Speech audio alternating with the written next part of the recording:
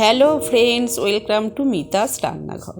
শীতের বিকেল হোক বা বৃষ্টির দিন, মুচমুচে ধনেপাতার বড়া বাঙালির অন্যতম প্রিয় জলখাবার। টাটকা ধনেপাতার সুগন্ধ আর বেসনের মুচমুচে আবরণের এই মেলবন্ধন এক কাপ গরম চায়ের সাথে জাস্ট জমে যায়। ডাল ভাতের সাথেও এটি অত্যন্ত মুখরোচক। এক আঁটি টাটকা ধনেপাতা ভালো করে ধুয়ে একদম কুচি কুচি করে কেটে নিয়েছি।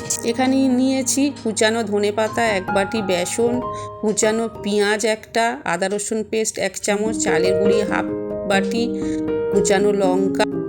এরপর ধনেপাতার মধ্যে 1 চামচ লবণ দিয়ে ভালো করে মাখিয়ে নেব।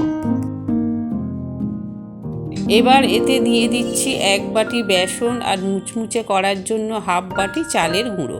স্বাদের জন্য মেশাচ্ছি পেঁয়াজ কুচি, কাঁচা লঙ্কা আর থেতো করে রাখা আদা রসুন 1 চামচ, আর দেব হাফ চামচ বেকিং সোডা দিয়ে অল্প অল্প জল দিয়ে ভালো করে শক্ত করে মাখিয়ে নেব।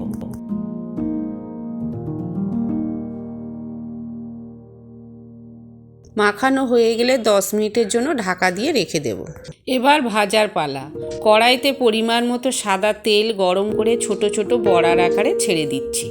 মাঝারি আঁচে সময় নিয়ে উল্টে পাল্টে একদম লালচে আর মুচমুচে করে ভেজে তুলে নিচ্ছি।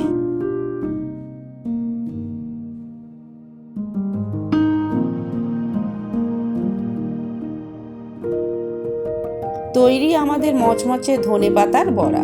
বাড়িতে অবশ্যই ট্রাই করুন, আর ভিডিওটি ভালো লাগলে লাইক ও সাবস্ক্রাইব করতে ভুলবেন না। বন্ধুদের কাছে শেয়ার করুন। দেখা হচ্ছে পরের রেসিপিটিতে। ভালো থাকুন, সুস্থ থাকুন, ধন্যবাদ।